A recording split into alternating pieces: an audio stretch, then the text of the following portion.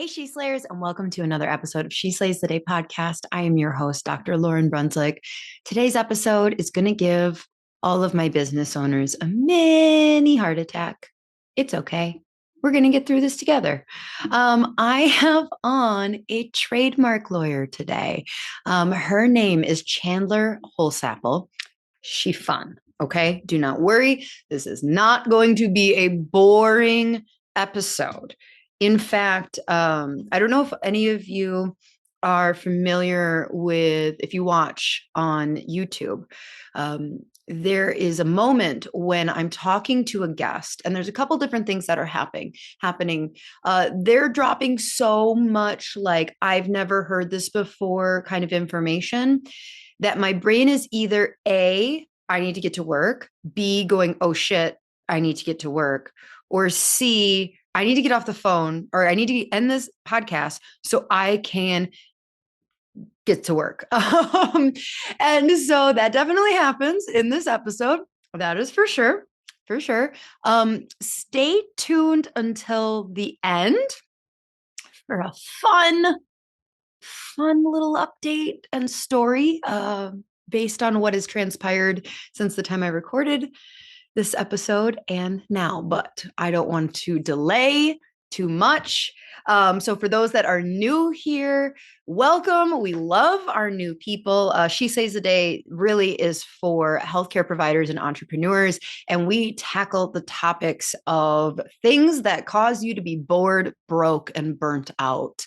Because we want you in your career. We want you to love the career you fell in love with. But we know that sometimes things like, not getting paid as much as you think you're worth, or not knowing what to do to invest your money, or legal issues, all sorts of things can just burn you out as a healthcare provider. So that's what we do here. And those are the kind of conversations we love. So let's hear about Chandler. So Chandler Holsapple is the founder of Lethal Legal. And she is a dynamic trademark attorney and brand protection strategist. By combining legal expertise with unmatched client experience, she helps business owners protect and monetize their brands effectively. If you were thinking just that, where she's talking about online brand, no, this is your physical brand too.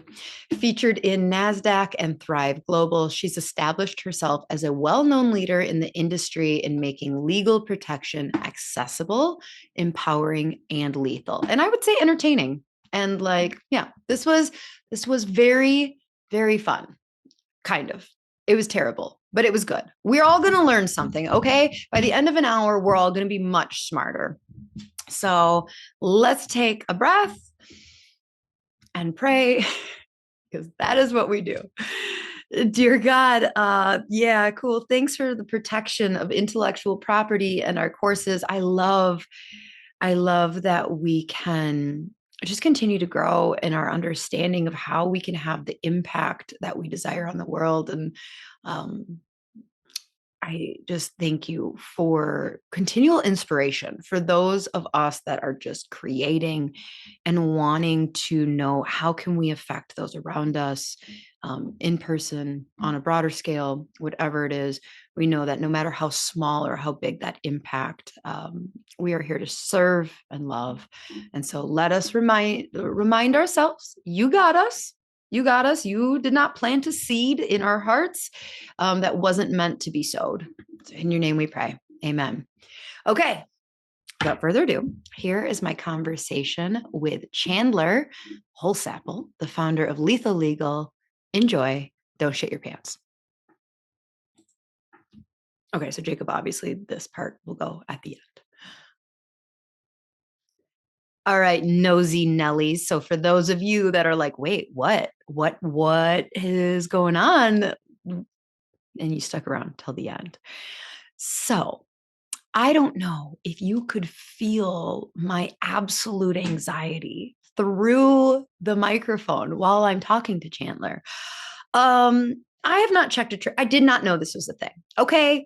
I did not know, for certain legal reasons, we will be renaming Da, da, da, da, da, da, beyond brick and mortar. I'm not going to say why. I'm just, you can put two and two together after listening to that episode. So, as you can imagine, that sucks. I really like that name a lot. And I feel like it defines what we're doing. And I have advertised it a lot. Like I feel like it actually has traction with people who know the name. So now I need to rename it as soon as possible. Don't worry, I'm not getting sued yet. So I'm open for names. Okay. So Beyond Brick and Mortar is going to be getting renamed. The whole point of it, we're brainstorming together here, people. The reason it was Beyond Brick and Mortar is because this is for healthcare professionals who are not looking to grow the revenue inside their clinic. They really want to be thinking on a broader platform where the audience is the entire world and that more worldwide brand. So it's beyond the brick and mortar. So please, SOS, send Lauren ideas. You will see me in Instagram stories this week saying we need to rename. And you, and only you who listen to the end, knows why. Just another day in business. Just living the dream, people. Living the dream. All right. Love you so much. Until next week. Bye. Okay, so what has been so like for people who are not familiar with you and your account online, like just give me a little bit of the backstory and how you kind of got this niche online as a trademark lawyer. So I kind of reverse engineered my life, right? Which Love a it. lot of entrepreneurs do. And so it's so fun because the reasoning that I fell into the type of law that I do now is also like the same type of reasons like entrepreneurs start their own business. Mm-hmm. And so I fell into this area of law because I was getting personal injury, job offers, Mm-hmm. different job offers. And I originally thought, oh, I want to go into criminal law. And then I was like, definitely not my vibe. I don't want to be in court all day. Yeah. And then getting these job offers from personal injury firms, and they're like, we're going to pay you $60,000 a year. And I was like, that doesn't sound like Right. it's going to spice with my Especially in life. personal injury. I thought that's where like the money was. And like student loans. Do you know Yeah. how much, like, I How don't know. much I is feel a like student loan for a lawyer on average? mine right now, I just checked them yesterday and I believe it was 181. Okay. So yeah, so $181,000. And I paid off a bunch and I pay monthly oh, too. okay. So So like, that's like your current. Mhm. yeah, that's my current. Yeah. So chiropractors, the average chiropractor comes out with like 250. I think like vets are like 350. And I think lawyers are, yeah, like in that And then gap. people are like, why do lawyers cost so much? And I'm like, girl. Make the schooling cheaper and maybe we can talk about it. Yeah. Yeah, seriously. And so, anyways, I got out of school and I was getting these offers and $60,000. I was just like, that does not sound a lot. And then they were like, you're gonna work 12 hours a day, but we're gonna pay for your gym membership. And after 2 years, not after 2 years, after 5 years, we're gonna pay for you to go on a 2-week vacation. And I was So like, after 5 years, you get 2 weeks PTO. yeah, Okay. Okay. yeah, no. And And so you were like, this was not the career, but you'd I was like, already like gotten the degree. I'd already gotten the degree and I was like, I Mhm. refuse. I refuse. I won't be a lawyer. Like, if this is what it is, like, count me out. I can go get a Mhm. job doing so many more things, making that much money or more, and not be chained to a desk for, Right. 12 hours a day. I'm like, I don't want to be chained to a desk. The other thing is with law. So, like, with certain areas of law, criminal law, personal injury, family law, you can only work within the four corners of your state. Okay. So ethically, you can only help people within your state. But when it comes to intellectual property, it's all federal. Okay. So I can work with people anywhere. And that's what I wanted because as much as I loved being in Arizona, I was like, I want to leave room for my future. And so Hmm. what if I want to up and move someday? I want to be able to work with people wherever. I don't want to have to be in a specific location Yep. to work with people. And I didn't want to have to be in court all the time.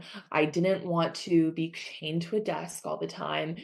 And so intellectual property trademarks kind of fell into my lap because it's paperless, it's virtual, it's federal. So I get to work with people all over. So I really was reverse engineering my life because I wanted a specific life of freedom. And so Mm-hmm. now it's cool. All the people that I work with are also after that same type of Yeah. freedom. Yeah. Mhm. Well, okay. So like when things go to court, do you have to be Yeah. in a courtroom or is that all like online? So it's all online, but So you things can be don't in Costa well, Rica and just fighting it for depends. your, okay. Yeah, I should say it depends. So if you do intellectual property litigation, right, then and you're suing people for infringement, then you would have to likely show up to court unless you're settling. Now, a lot of things are still going to settle before ever going to court, Okay. right? So like when it comes to things that are civil, most things are going to settle before going to court.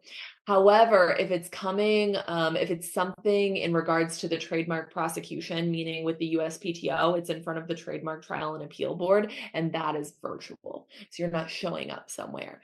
That's Okay. all virtual. All right. Yeah. So I think we need to reverse the role just a little bit because you're using some very fancy words. Okay. Yes. So we've got LLC, trademark, copyright, intellectual property. Break it down for me like you're explaining it to your grandma. Yep.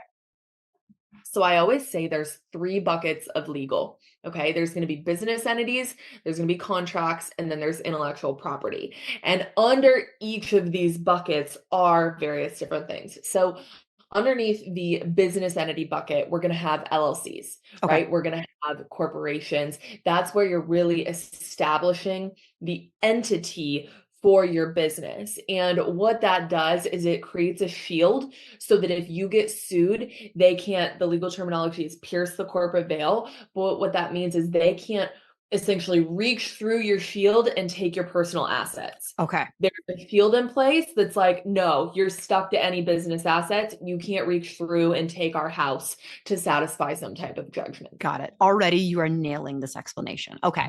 It's Amazing. the best way I've ever heard someone describe an LLC or a business entity Good. before. Okay. Good. Beautiful. That's what we aim for. So then we move on to the contracts, right? Mm-hmm. And contracts aren't skims. It's not a one size fits all. So we have various different contracts for various different needs in your business. For example, on your website, you need terms of use and a privacy policy. A privacy policy is legally required by law if you are collecting any type of information. So if someone can submit a form on your website to get on your email list, you need a privacy policy. If someone can book a call, you need a privacy. You're like, I'm like literally, yeah, in the back of my head, I'm like, do we have a, because I have a chiropractic clinic and this, and I'm like, do I have a privacy policy? I don't know. Do they like automatically put it in there? no. Shit. Yeah. Okay. All So go right. look, double check. Add that, Sounds add good. that to I'll look at the the end. Yeah. Yes, yes. So those are website documents, right? And for example, a podcast, you can have people sign a podcast guest release so that 2 years from now, I can't come back and say, I want you to take this podcast down, Oh, right? yeah. Using my likeness, so things like that, having people, sign things like that. Yep. Okay. And then Sounds good. and then, if you are collaborating with people, there's going to be a collaboration agreement. And then we get into the nitty-gritty of the service agreements, right? If you are working with someone and you are providing services for someone, you need some type of service agreement in place to make sure that you're protected, to make sure you're getting paid, and to make sure that the client is getting the services that they were promised. And I see a lot of hesitation around contracts because it can kind of seem like, oh, it's too formal or it's too scary. But contracts are really in place to protect both parties. And it's for the benefit not only of you, but also for your clients. So your clients know that they're going to get what they were promised. Right. Right. So it's really for both parties. The other great thing about contracts is when you're working with people and you're working with humans, issues are bound to arise, Right. right? Like it's human nature. Issues are bound to arise at some point. And so if you don't have a contract in place, it can feel really icky and difficult navigating that situation. And as a business owner, you can almost feel the need to kind of like bend over backwards because you don't want someone to leave you a bad review or Right. something like that, right? Right. Well, whereas if you have a contract in place, it takes that icky personal nature out of it and you can say, hey, I'm so sorry. I wish things were different, but unfortunately, here's what our contract says, and I signed this contract too. So I'm equally bound by these terms. So because we're both bound by these terms, this is what we have to follow. Right. So it takes all that personal nature out of it, which is really, really helpful. And You like know, with a contract, is yeah. this like online basically when people just terms and agreement and they just So like, that's another one. That's another contract term, digital terms of purchase, right? okay, So if you are buying something online, you are agreeing to those terms of purchase. And this also prevents against chargebacks, right? The craziest thing is I've even had it happen to me as a lawyer. People will try and issue chargebacks. what's a It was chargeback? so A chargeback is when someone buys like a digital product or digital resource, they get access to it, they have it, and then they issue a chargeback with their bank. So they try and recoup the money that they paid you. It Oh, happens all the time in the online how space. dare you? Happens all the time. I had So they someone don't try. even have the balls to ask for a refund. They're just doing the skeezy. Oh, Yes, yes. And if you don't have terms in place, the bank is going to side with them. So I had someone do it to me, and it was a $2,000 product. Like it wasn't yeah, like a $20 or $200, like right, $2,000. And I was like, first of all, you must not know who I am. right. I You're am fucking not with. the one. Not only am I a lawyer, but I am not the one. Like you don't play with me, It's not okay? the type of So lawyer that you want. Yeah. I will never forget, she issued a chargeback. This is also what's funny, is she called the bar and she tried reporting me to like my ethics committee. It was the craziest thing. The ethics committee called me and they're like, yeah, I don't know. We kind of told her like, no, like they're like, you haven't done anything wrong. And also like not the time or place. Like this isn't because I wasn't providing anything in my role or in my profession as a lawyer, right? So Right. anyways, it was really interesting. And then it's funny because this happened like a year ago and I won the chargeback and just beginning of February, I got a notice again. She tried getting it back with her bank again. Okay. This chick needs to get blocked out of your life. I Hopefully know. Well, she she is cannot blocked on follow you. everything. Yeah. But I'm like, what can I do? But this time, thankfully, generally you have to submit documents to like Stripe or whatever payment Yeah. processor you use. Well, this time I didn't even have to submit to her bank was like, no, we already sided with the person you bought from. Like we've seen all the proof. Okay. So her bank was just like, no, we're not doing this with you. But yeah, so terms and conditions or digital terms of purchase are really, really important for if you're selling any type of digital product or resource or course or program or training or workshop or, whatever it is, Yep. having those in place are really, really key. It's also going to govern the intellectual property piece of it, right? So someone can't take what you're selling and then repurpose it as their own and then go and sell it to their Okay. So audience. that's something that's covered you like in terms because like, I mean, I shouldn't admit this on the podcast type of thing, but like, so I don't have a trademark or anything Yeah, like that, but we definitely have like terms and conditions in our courses and stuff. yeah, You're yeah. kind of covered there. So then No. what is that third like intellectual property? How is that Yeah. different then? So I would say when we're talking about the terms and conditions or terms of purchase, and we're more so talking about the content. So content is different than a trademark, which I will dive now into that bucket. So Okay. even if you have a contract, that's great, but that's not protecting your trademark. So I want to make that clear. Okay. So then we dive in. Let's dive into the third bucket. And the third bucket is intellectual property. And under intellectual property, we have three different pieces. We have patents, and patents are for inventions. So Okay. think the light bulb, the microwave, Yeah. you're coming up with something brand new. I don't do patent work. You have to have a science degree in undergrad to even practice patents. And then you Okay. have to go to law school and then you have to pass another bar, not just the normal bar, you have to pass another bar to practice patents. And we're not doing that. We're not Okay. doing that. I Doesn't don't do sound fun. patents, needless to say. Number one. So then we have patents and then we have copyrights.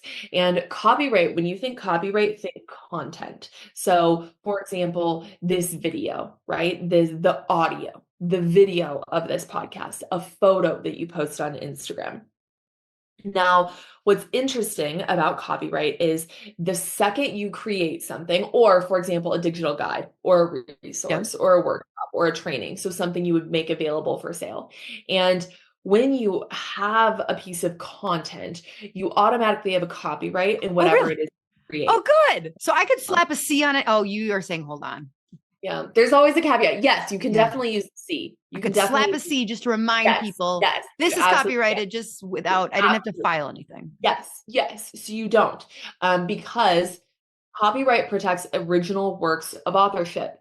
And it differs from trademarks because the second you create something, obviously you're the author. So it's an Right. original work of authorship. So it's kind of like a given that you are the copyright holder. Now, you have a copyright. However, it's difficult to enforce unless you have a registered copyright.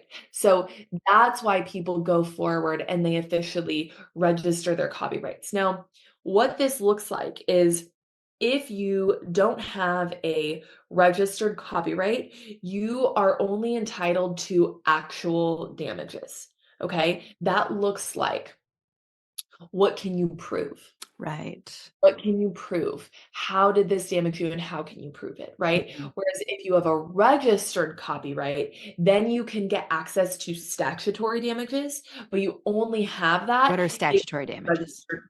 Statutory damages are written into law. It's essentially in code that basically says if you copy this person, then you have the right as the copyright holder, the registered copyright holder, to elect your damages, meaning you get the choice. Do you want the statutory damages or do you want actual damages? You want to choose whatever's higher, Hmm. right? So if you can prove very easily that this person sold 500,000 XYZ for this price, you're probably going to go with this. If Hmm. you can't prove that, or maybe they sold, only 10 or however much, then you want to elect statutory damages because you can get up to 30,000 for one instance of infringement. If it's willful infringement, we can get up to 75,000, Okay. right? For each instance of infringement. Now, the caveat to this is I preach take a proactive strategy to your IP protection. The reason I preach this all the time is because if you have rights aren't retroactive. So if you don't have a registered copyright right now, right? And someone decides to steal your content and then go post it, you can't be like, I'm going to go get a registered copyright and then come after you for statutory damages. It doesn't work that way. Right. So you And have, what's that registration process like? it's not long. It's a filing Okay. on the government site, right? On copyright.gov. It's a little nuanced, right? There's Hmm. terminology and specifics, but you make that filing, and between 3 to 6 months, you should get a registered copyright. Okay. Now, So would I, like, if I was doing this, so She Slays the Day has Instagram, it has a podcast, it has a membership, and it has a course. Would I register one filing as She Slays the Day and like list all those things, or would I do like 4 filings? so you're not registering as a company, you're registering per content. And it's not even per bucket of content, it's per piece of content. What the Okay. fuck? I would do I know. six, but okay, so you're not doing this on No. Instagram No. because So you so would, I'm an attorney, but I'm also human, right? So I don't right, think you need to go register every single thing as a copyright. What I do suggest is registering things that are crucial elements to your brand. Now, for example, okay, I'm gonna go down a rabbit hole here in a second. Would I register every single podcast episode? No. Would I register a course that is fundamental to your business and a bestseller? Yes. Would I register a PDF or some type of training guide or whatever that is a hot seller? Yes. I would register those things. Would I register every single photo? No. Another thing I do think it's good to register though is your website, the imagery on your site, the design of your site, those are good things to register because those are things that people copy a lot, right? If someone copies an Instagram post, it's not as big of a deal unless right, they're like stealing your exact imagery. Then right. you're like, what do you do? But I've seen that happen, Hmm. right? I was working with a client and she had her entire website ripped off down to the copy and her own brand photos and her own client portfolio. Someone else was claiming as their own. Wow. Okay. Okay. Yeah. So that's the type of stuff that it really matters And and it when you're registering a copyright, are they scanning to like see, well, is this original content? No, so like if because I it's expected that you are the original, got yeah, it. Okay. author. Mhm. So now where this gets really interesting, and I can get some heat for saying this, because of just how the industry is treated, but what gets really interesting is the segue of photography and copyright, okay? Because the second you take a photo, you own the copyright and whatever it is that you create. So if you're getting brand photos, who owns the copyright? Right. The photographer, The not you, the okay. photographer. Yeah. So when you Shit, are but it's getting up for me. Yeah. So it's really important to be aware of like how these things work and how they play out because it can impact your rights as the client. So generally, how photography is treated, a lot of photographers are really like gung ho on retaining rights to their imagery. They're gung ho on retaining copyright to the photos they take, and they'll often give you a license to use it for a certain amount of years or whatever it is. I disagree with how the industry is treated. And it's not to knock photographers' work because I believe in crediting photographers. The reason that I believe IP rights should be transferred is because of the fact that if you as the client then get all your imagery hijacked, you have no right of recourse, Mm, don't have a right to go after anyone. And so photographers will be like, I retain the copyright, but they don't even go get the copyright. They don't even right. register the Okay. copyright. So if I'm understanding what you're saying is so if I go get a bunch of brand photos Yes. and I use them to make a website or social Yes. media or something like that, and somebody like literally takes my photos and is like, no, we're Lauren Brunswick. Yes. I don't have a recourse necessarily because I'm like that's my imagery. And it's like Correct. I don't have okay.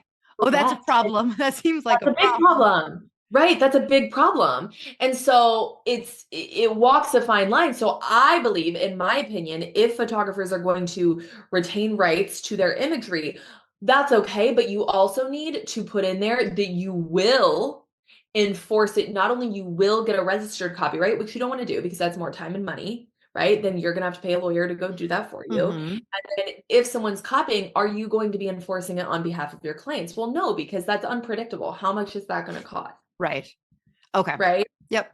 So that's why Already I I feel believe, like such a badass. The next time my husband, who's my photographer, is taking my things, I'm gonna be like, I'm gonna need you to sign over the yes, yes, yes. That's why I believe the rights should be transferred to the people that are getting the photos taken, because if you're the one that's being copied, you're going to want to do something about it, but your hands are literally tied. You have no right to unless you own the copyright. The other area, and the other thing is photography gets treated very differently than any other industry. For example, like copywriters, right? Copywriters, when I say copywriters, I mean people who are writing the copy for your website or the copy for, a program or a course or a right. sales page, or graphic designers, for example, right? If you're hiring a graphic designer to create all of your brand, they're Yeah. going to rights to your brand. But that's another reason in the contracts, it needs to be laid out that they are transferring IP ownership, because if it says nothing, then Oh guess wait, you who's said so the brand like logo designers that does yes, transfer? it has to be in writing that it's transferring. Otherwise, you don't own it. The graphic designer does. So it needs to be in writing that it is being transferred, right? So that's why there's this segue between all these buckets of law. And so in contracts, all the IP terms need to be laid out, and no copyright is transferred unless it is in writing and signed by both parties. So that's why, again, contracts are so important. And if you have someone that's creating your brand assets and your branding, whatever it is, a logo, for example, you want to make sure that you are retaining Mm-hmm. rights of that. For example, then let's get into talk about, right? We'll talk about trademarking in a second, but how these two kind of combine is, if you go to trademark a logo, my first question is always, do you have rights to the logo? Have you Right. gotten copyright in the logo transferred by the graphic designer? Because if you haven't, we need to get that in writing before we file for the trademark, because it would be uncouth for them to do so. But if they wanted to, they could say, why are you trademarking that? I still own the rights to it. Right. And I mean, we do, this is a whole like part two, but like affiliate work. So when you're doing like high level brand deals, like, I do 5-figure brand deals with companies. And like, it's just like, you can't have my likeness. Like, it's Yes, so fucking unofficial in our contract of like, you have like my likeness for 12 months, but then you can't use it, is exactly. basically like what I'm saying in the thing of like, and then after that, you better not. And And if it's you're going like, to continue to use it, then you need to pay additional money. right. But like, Yeah. I guarantee you it's not set up appropriate that they're Yeah. going to be like, okay, try fight. Okay. Okay. Cool, cool, cool, cool, cool, cool. So then trademarks. So then when we get to trademarks, we're talking about ownership of your brand. And what I find to be the most common misconception is, what do you mean? That's so elusive. What do you mean by ownership of my brand? I obviously own my brand. I started it, I created it. That means I own my brand. I have the domain, I have the social handles, I own my brand. No, you don't. You do not. You have zero rights to your brand unless you have a trademark for your brand. A trademark is the only way that you are going to get official ownership of your brand. A lot of people think, well, I have my domain handle. No, or I have my social handle. No, you don't. Someone goes and trademarks it. Guess what? They can snatch both of those things from you. They can. And then, yes, They can they take it. can. They What? can absolutely take it. Yeah. But how? It's mine. No, it's not. Why is it yours? I don't know because I'm paying GoDaddy. Well, someone went and got a trademark. So now it's theirs. It's their intellectual property. Shit. Yeah. Okay. Yeah. But I But feel okay. So when is the appropriate time for this? Because okay. like I see all my I little know. like monster creators being like, well, I'm gonna go trademark this. And it's like, we haven't even made $10 yet. So calm down. Or Calm no. down. No, I actually agree with them. And the reason is Shit. I of course it's going to come across bias, right? Because this Right. is what I do. I'm an attorney and I help people with their trademarks. However, let me give you the reasoning of why I'm so adamant about it. A lot of people think, oh, well, I'm going to get, of course you want proof of concept and stuff like that, but it's like, I'm going to build my business and I'm going to wait until I have the money to do it. Well, unfortunately, people come to me at that point and then they want to trademark it. And we can't because someone else already owns the trademark. Okay. Yeah. So now we're in a difficult position for two reasons. Number one, someone else already owns your brand, which means you can't own it, which means all the time, money, effort, and energy that you just put into building your business for the last 5 years is for nothing because you can't own it. Not only can you not own everything that you just built, you no longer in good faith can move forward building this brand because someone else already owns it. And you are now infringing on their brand. Whether you knew about it or Right. not, it doesn't And matter. whether And they that's know the about you or not, like intent now doesn't you matter. know. Right? The intent, even for those 5 years that you were building that you didn't know and someone else already owned it, even if you didn't know about it, you just being elusive, it doesn't matter, right? Hmm. They can come after you and they can say, not only are you infringing, but you now owe us any and all profits that you've made Wait, what? using, Chandler, yes, no. yes, yes, yes, using this brand name because you are now Hmm. capitalizing off of our goodwill, our reputation, and the property that we own. Okay, so how does this? I've got like 75 questions happening at once. Yes. All right, so let's take Beyonce. Okay. At what point can you be like Lauren Brunswick is trademarked? So like She Slays the Day is trademarked, but I also need to trademark Lauren Brunswick. Or is it one trade? Yeah, so no, no, no. So every different mark would be a different trademark, a different filing, a different process, a different trademark. There's also a difference between word marks and design marks. So a word mark is going to be the word itself, and the design mark is going to be the logo or the stylized version Mm-hmm. of whatever it is that you want to trademark, Okay. right? Um, does that answer your question? Well, so I guess I'm just wondering, are most people not worrying about their name? Because it's like, all right, so because you said what made me think of it is like you make money on it. So let's say I wasn't trying to use Beyonce's pictures and I wasn't even using her music, but I am a music artist and I am going to put my music out there, and it's my songs in my face, but I'm using Beyonce like as my name. My name of my band is Beyonce. Like, Yeah. at what point do No. people have, like, is that like really just celebrities that have to worry about No. that? It's not. So did you hear about there was a wedding dress designer. Her name was Haley Page. And she was working for this company. She designed these amazing and iconic wedding dresses. And she had an Instagram that went by Haley Page or Haley Page Designs or something like that. And in her employment agreement, she had actually signed over all rights to IP. And so she went to go get a trademark because she built this personal brand. She built this amazing Instagram page, and they were like, oh no, it's all ours. Oh, wow.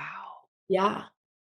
So we're entering an age and an era where personal brands are even more important Mm-hmm. to trademark. Because when you trademark something, you're trademarking it in connection with how you use it. So when you own a trademark or you own words, you don't just own them in connection with everything, you own them in connection with how you use them.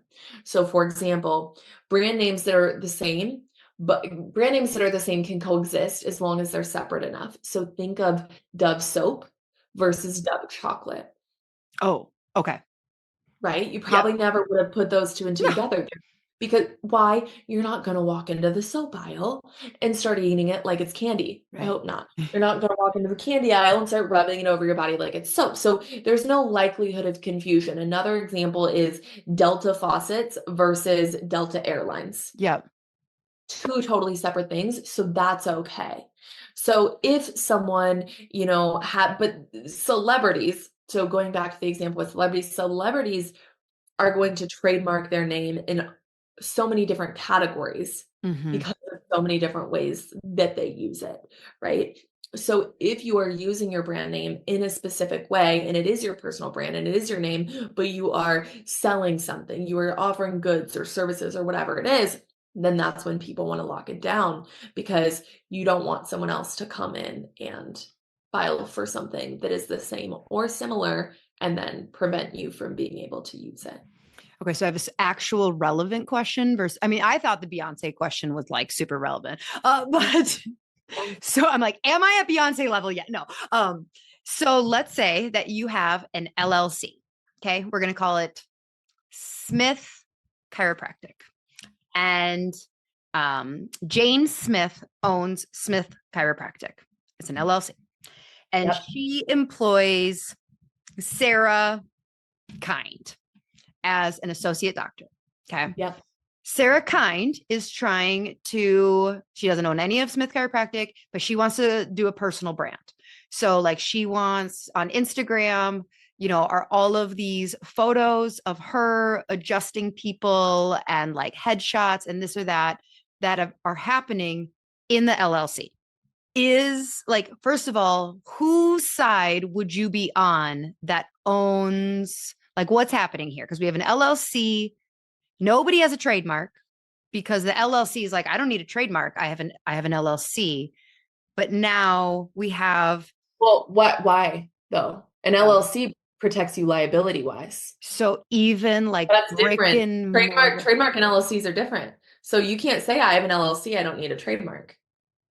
Right. Do you get what I'm saying there? Yeah. So even The if LLC you're, protects you from accessing your personal assets, but it doesn't do anything for the brand name. Brand name is still up in there. Brand name is still up for takes. shit. Okay. So, like, this is not just the virtual intellectual property world. I mean, yes, but no. Like, I was thinking, like, okay, well, if you're at a brick and mortar business, you don't need to worry about trademarks. You Absolutely do. I'm absolutely do. working with someone right now who has a whole bunch of signage up. Well, so they called me. It was a couple weeks ago, and they called me and they're like, "Hey, we want to trademark our brand name." And I was like, "Okay, great." So we're talking about the trademarking process. I mean, we're like 25 minutes into our call, and they're like, "Oh, hey, yeah, by the way, actually, we got a cease and desist a couple weeks ago." It's like, wait, Wait, pause. We first need to address that. That's Right. conversation number one. And I review the cease and desist, and I'm like, yeah, we can't file a trademark for this. You are infringing on a trademark for a franchise. Okay. It was a franchise company. And I'm like, we need to halt, pause, rebrand, stat, because I don't want them to take all the profits that you've made for the past 5 years. And they're like, Yeah, I forgot that part of it. That's insane. So we've yeah. been building we've been building this business for the past 5 years. Mhm. Our signage alone costs $15,000. And I said, listen, I Oh hate my the bearer of God. bad news. I hate having to tell people they can't own their brand. I would rather be the bearer of bad news and keep you out of trouble, Yeah. okay, than have you land in federal court. I know that it's gonna suck to take that down, that $15,000 sign, and now you have to get a new $15,000 sign, and you have to pay me to handle this problem for you But at and any file. point, they could say, we want all of your And profits, yep, and you which have makes paperwork sense. where Like a, if you opened a burger stand and even used a different logo, but called it McDonald's, no, hard enough. like yeah. So they would have a course of coming and saying anytime that you were, for the entire time you were called McDonald's. Holy shit. It makes sense. It makes sense when you talk about it in like bigger, crazier terms, but it's just like, so I mean, there are like a gazillion clinics that call themselves like Thrive Chiropractic. And I'm just Oh, like, I know. one of you quick file a trademark, They're all you're in gonna it. piss It's off all in it. everybody. So here's the other thing that's interesting though. So one, I will say when it comes to that, I'm always like, you can spend, 20 to $30,000 now rebranding. It sucks, but you can do that, or you can spend $100,000 plus having to defend yourself in an infringement suit, pay attorney's fees, pay out profits because respectfully, they're gonna win. How is doing And business as work though? So like that's for instance, separate. That's back to bucket number one. That's oh back to shit, sorry. yeah, Okay. Yep. that's just saying this is the name of my LLC and this is the name of my brand. So Yep. Yep. Yep. I'm Yep. doing business as this. It connects whatever you're doing business as back to your LLC. So Yeah. again, people can't access those personal assets. Yeah. Okay. Okay. Okay. Okay. So Okay. Okay. So back to this associate doctor creating a yes. personal brand and clinic owner. Nobody has a trademark. Nobody has like where would you side as a lawyer of like what needs to happen? I guess whoever's paying you, like you could make it. Yeah, I understand. Okay. So But let's what say the associate quits. specifically? Yeah. So let's say the associate, though, so not the Yeah, clinic owner. I forgot what I named her, Sarah Kind or something. yeah, yeah. And she's using all these pictures of her adjusting to build this personal brand. She's got thousands of followers. They quit, or maybe even she gets fired, who knows? But she keeps working, like she continues to build that personal brand and using photos that she has on her phone from back when she was All working working. there. Yeah. But nobody's filed anything. No, but that wouldn't be a trademark issue. That would be a copyright issue and a contract issue because in the contract, it probably said that any and all content created during the course of your employment with us is owned and retained by us. Probably if they had a good contract. So that would be a recommended line to have in an employment contract. Yeah, you need an employment contract or even an independent contractor agreement, right? Like any work or any work product that is created as the business, as the company, you want to make sure you're retaining rights to it. Otherwise, you have an independent contractor, say you have someone coming in and helping with systems. Mm-hmm. Okay. You don't want that independent contractor coming in helping with systems and then being like, oh, I still own all of this, even though it's like your system. And now you have to pay me like a licensing fee to continue to use it. Hmm. You know what I mean? Like it's Yeah. any work that you're creating in yeah. This is so this I was just realizing because every time my editor, he's always like, hey, can you like back up? It like helps with this or that. And I'm just like sitting here and I'm realizing that this is what I call my oh shit stance when I am interviewing somebody on the podcast and my head is already like left the interview and going like, we have to get off this interview and get Yeah. some work done. This is my like, No, okay. So you would say there's never too early to start a trademark. Oh, it's never too early. And here's the other thing is that you can actually file for a trademark before you ever launch. That's how I filed my own trademarks. That's how I recommend people file. And the reason is because number one, there's really two phases to the trademark process. Number one is making sure that you can actually own the name. Right. It's making Yeah. sure that it's clear to use. That's step number Is one, this right? like So a lot of people, trademark.gov? Like where do you go no, to so it's check? on so it's uspto.gov is where you file for a trademark. But the search process is a little more nuanced than that. And people can look on tests. It's called the Trademark Electronic Search System. But I always wave like a million red flags. I hate even telling people that exists. And the reason is because you can search on that, but it's going to show you about 5 to 15% of what's out there. It's not going Oh, to show you, you need to know, what does that other 85% say? What does that other 90% say? Because that's what we need to see to make sure you can actually own a name. And that's where we have certain softwares that we dive into. And I mean, when people work with us, we run reports. This report can be, I just sent one the other day. It can be anywhere from like 90 pages to 900 pages. And my client was like, oh my God, this was 190 pages. And I'm like, yeah. And we sift through every single page because we want to make sure that whatever we move forward with for you and we file for you isn't confusingly similar with another mark on the registry, because I'm not in the business of wasting people's time or money, right? mhm. If you're being proactive and you're getting a trademark, I want to make sure that we can get that trademark for you. So the second we're doing that search, we're looking at what exists on the registry, what's pending, or what is already registered. Right. So there anything that's pending or already registered that would conflict with your proposed brand name? If so, we don't want to file it. Let's go back to the drawing board. Brand new name, brand new. Yep. Um, how much does a simple trademark process cost? So there's not define simple, right? Right. Because so I'm just, there's not like a simple we've and got a someone who's like, I am going to start a podcast, yep, like, and I listened to this episode and Chandler's smart. yep. I don't know if I'm ever going to make any money from the podcast, but like, da da da da da. I did a thing on Apple and no other podcasts come up. Like, So the thing with the trademark process is it doesn't matter what you're doing it in connection with, the process is still the same. So whether you're going to build, a headquarter HQ and become the mm-hmm. next target, or you are starting a podcast and that's it, you have no plans of profiting off of it, the process is still the same. So it's not like this is more simple than this is. Process is still the same, goes through the entire process with the government, the USPTO, still has to go through the full clearance search, still has to go through the whole, application process, the review process with the Okay, so more examining. or less than $5,000. Less, Okay. less, Okay. I'm like, okay, but okay. less. Got it. No, less. Yeah. Okay, so let's say, I hate this conversation. So let's say you're Oh my God, like, I'm getting excited. I'm Yeah. just going to quit go on tests and just check. And you like throw your clinic name or your podcast name or your course name in, and something does pop up. But you're like on your phone under a blanket in your room and you're like, well, What do we do? what do I do?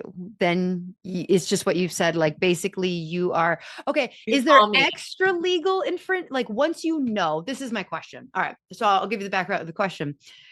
So I went to Catholic school, Wait, which I did too. of course you I did did. too when I was little. I'm Uh-huh. not even Catholic. I was Yeah. never Catholic, but my Yep. parents sent me. I think we were very similar Catholic girls. Um, Yes. so okay, so I'm in religion class Yeah. and they're talking about got the mortal sins or something like that. And these are the sins that if you do them, you go straight to hell when you die. And like we weren't Catholic. They're talking about how one of the mortal sins is not going to church on Sunday. But like they had previously said that you are judged. Such a funny thing to be talking about with you. I swear there's a point here. You're judged on like whether you knew about that or not.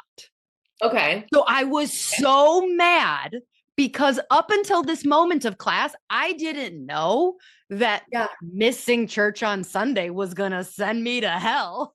Not that I believed it at any point, but I was like, so up until this moment, I would have been fine But now that I just learned this, Now you have I'm it. going to Now you're hell if I miss a Sunday. And they were like, yes. So, Question though. Let me just insert. What about confessions? Okay, because I don't know if this was your experience, but because I wasn't Catholic, we weren't allowed to confess. So all my so I friends was would like, show when I up. say I wasn't Catholic, I mean like air quotes, I was baptized Catholic. I did Okay, first confirmation, but okay, like they were like, girl, like none of my other family was Catholic. We didn't go to yes, Catholic mass. yeah. Yeah, so I was allowed to Okay, so confess. I was allowed. But okay, what's I really was funny not. is I never like confessed the real stuff because that would be so it was always like I was disrespectful to my mother. Like Yeah, I yeah. was, I did not respect my mother. That's what I will confess. No, I'm like, wow, I'm such a sinner because I wasn't allowed to confess. I'm like, great, so now I'm a sinner No, and I I get can't to confess. hold it. I'm for sure going to hell. This is crazy. You Yeah. won't even let me confess it. No, I know. Everyone's like walking up, all my friends, and I'm like so intrigued. Like, what is this So like? you wanted to go confess, Yeah, I but wanted to confess. I felt like in trouble. I had so much anxiety that I'm like, oh God, I can't confess, and I'm a sinner. I'm going that's straight to so many weird shit. So much weird shit with Catholicism. But anyways, my question yes, is now now yep. you know that you are infringing. Are you Well, an now we're getting ex? into the area of willful infringement, right? So Right. intention off the bat doesn't matter. Like it doesn't matter. Like if you, for example, being like, I didn't know I was infringing, it's not an excuse to infringement. It doesn't matter whether you know. As a business owner, you have a duty to know, right? You have a duty to figure it out. Um, Feels like somebody should be talking about this more. yeah, Like it feels like it should be like when you file your LLC, like the government should just be like, and hey, P.S. double I'm check this too. screaming into the void. I'm screaming to the masses into like a void about this. And it's just, yeah, it's so nuanced and it's so repetitive. Like I repeat it all the time, but it's the situations I see on a daily basis are crazy. The other thing I will say though is we were going back to the Thrive example. Yeah. So when you have a trademark, here's the flip side of it. When you have a trademark, you have a duty to enforce your trademark. So if you find out that someone is infringing on you, you can't decide to say, whatever, I'm not going to do anything about it What? Why not? because you have a duty to enforce your property. So think of intellectual property as real property. But you Like don't if have you to like go collect that money, right? You can just be like, hey, no, but stop you it. have to like send a cease and desist. You have to take steps to get them to stop copying you. Yeah. Because so think of it, for example, if you have land, right? You own land, you own physical property, and you have a house. Do you want just a bunch of strangers coming up and pitching tents all around your house? No, no. Yeah, no. And if that happened, you'd be like, bro, what are you doing? Like, get out of here. Same thing, kind of how like the squatter principle applies. Like, if someone's been a squatter and they've been living there for a certain amount of time and no one's told them to leave, then they can just stay, right? Yeah. So fucked up. Okay. So Okay. So yeah. So if you know about it and you don't, then you're like, yeah, it's like you the to take squatters. steps. You have to defend your trademark. You have to defend your property. Okay. If you claim rights to your property, you have to defend your property because you can't be like, well, I'm just gonna pick and choose when I decide this is gonna be my brand name or not. You know, like Right. it's your reputation. You have to defend your reputation. So this is probably like my brain is just like trying to wrap. So I'm sure this Yeah. is like, oh, we'll know this. And you're like, oh yeah, right. So let's say you, let's just say you're watching this brand, Hot Mess CEO. They're killing Yep. it. They're making money.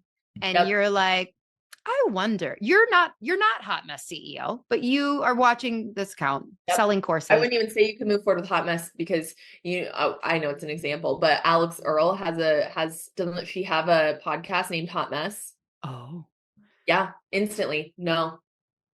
Yeah, for example purposes, continue. even if you added the word CEO. Yeah, no. Shit. Minor differences like that There's don't, no way She Slays is safe.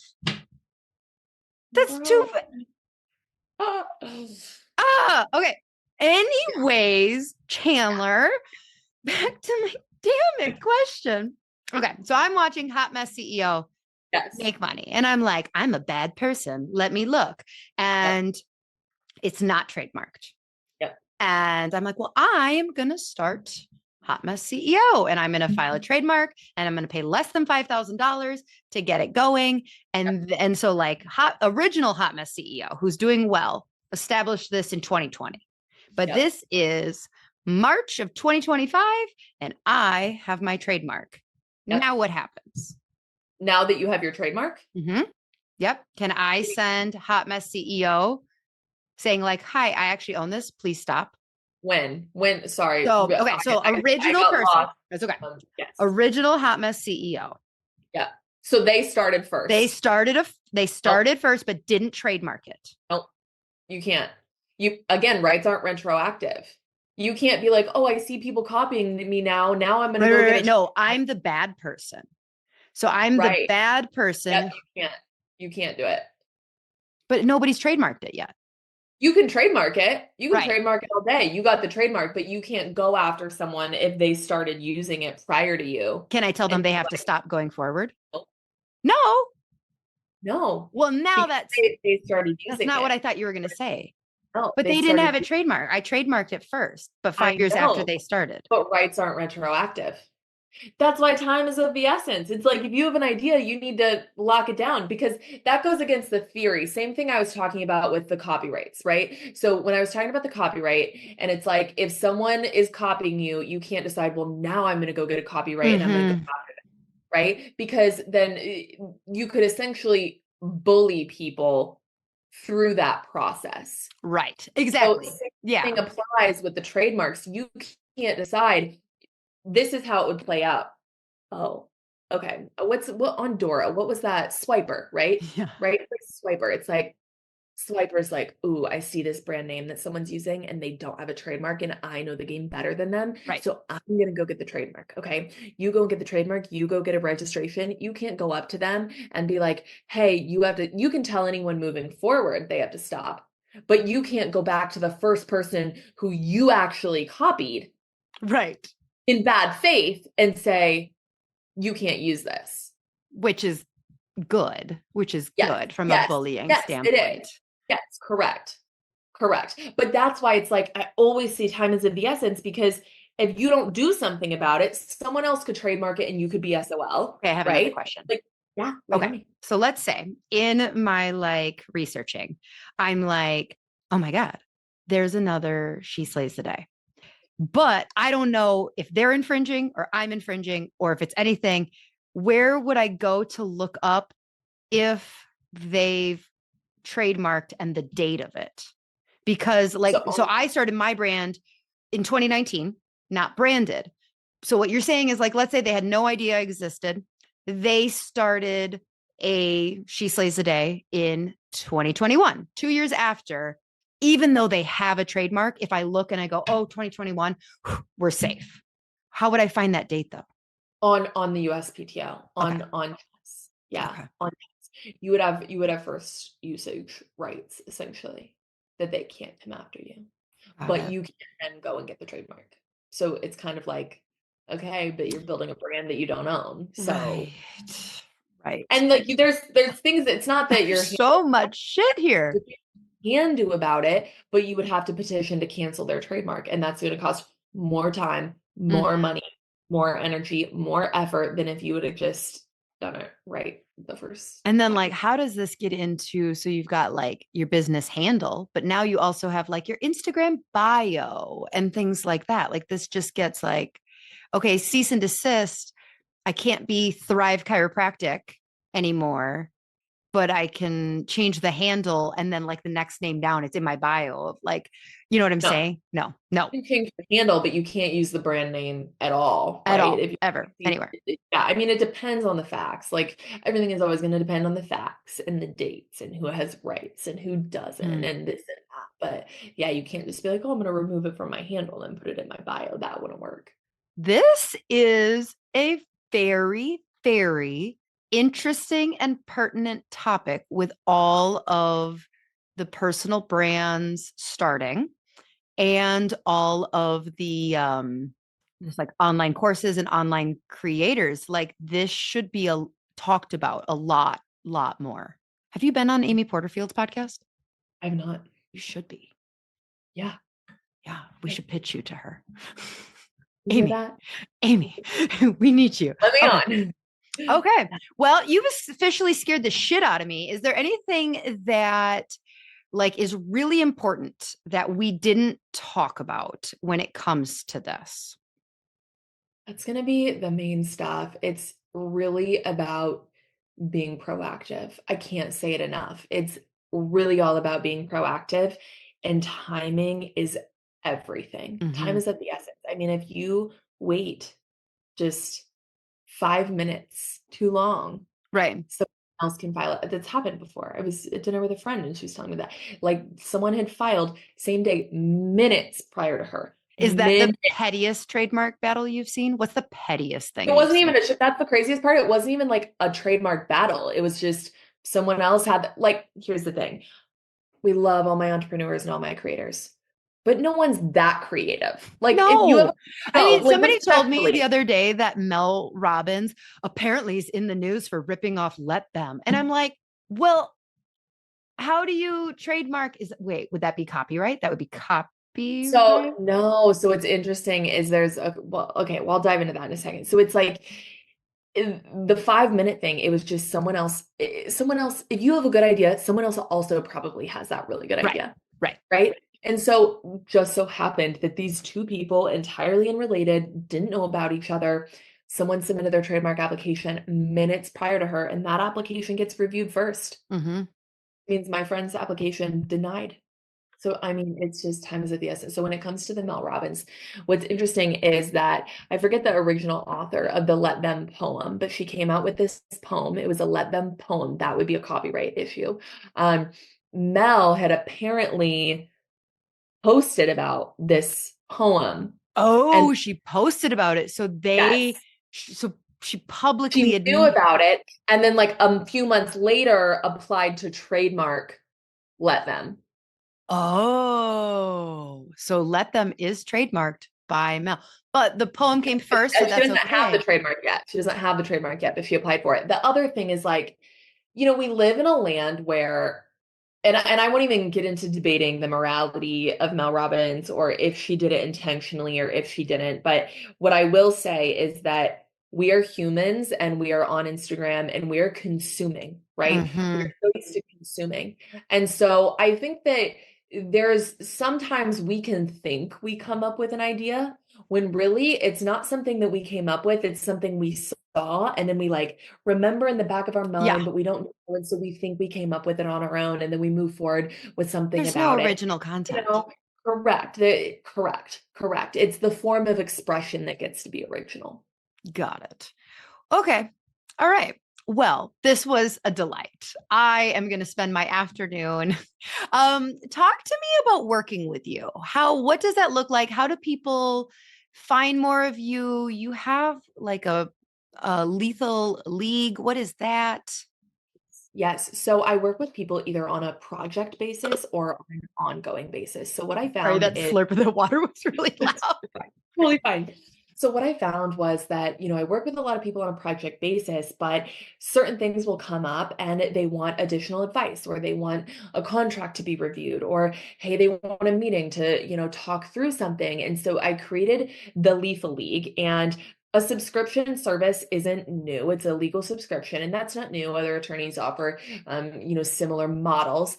However, the way we do it is different because what I found was their subscription models were either priced really, really low and they didn't include anything, so everything was an upsell, or it Mm-hmm. was priced so high that it made it kind of inaccessible and not something you want to commit to spending each Right. month. And so I wanted to create a subscription at a price point that made sense, that met people where they were at, gave them what they needed at a price point they could afford. And it's like essentially in-house counsel without the in-house cost. So we created the Lethal League, which is going to include document review, monthly document review, a monthly trademark knockout search. It's going to include sorry, someone just like walked up in my backyard. It's pest control. And I was like, who the Who are you? hell is out my window right now. I got so distracted.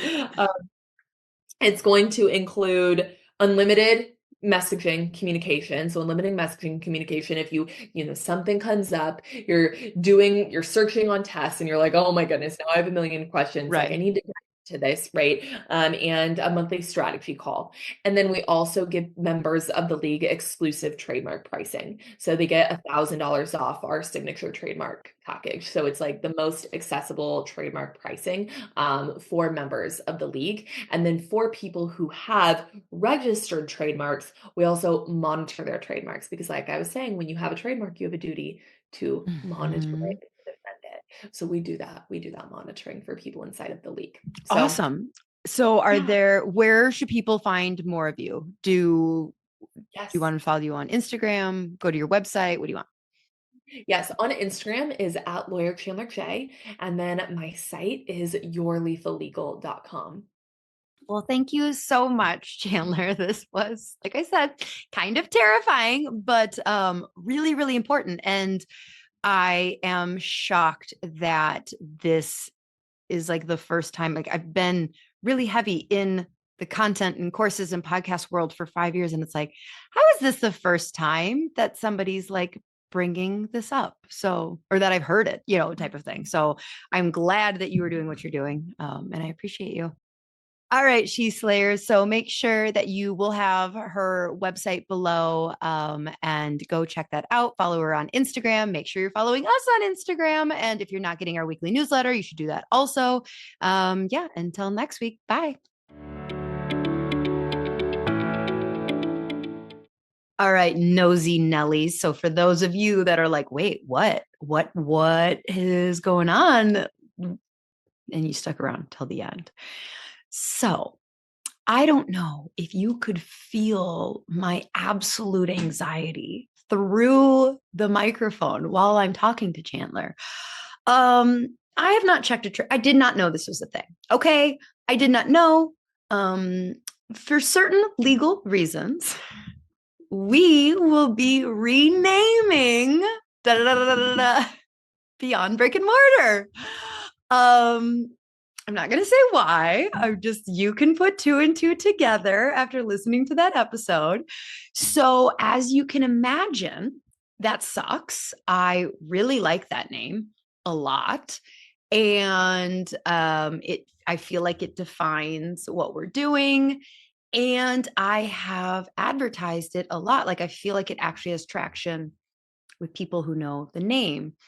So now I need to rename it, as soon as possible. Don't worry, I'm not getting sued, yet. So we I'm open for names. Okay. So Beyond Brick and Mortar is going to be getting renamed. The whole point of it, we're brainstorming together here, people. The reason it was Beyond Brick and Mortar is because this is for healthcare professionals who are not looking to grow the revenue inside their clinic. They really want to be thinking on a broader platform where the audience is the entire world and that more worldwide brand. So it's beyond the brick and mortar. So please, SOS, send Lauren ideas. You will see me in Instagram stories this week saying we need to rename. And you, and only you who listen to the end, knows why. Just another day in business. Just living the dream, people. Living the dream. All right. Love you so much. Until next week. Bye.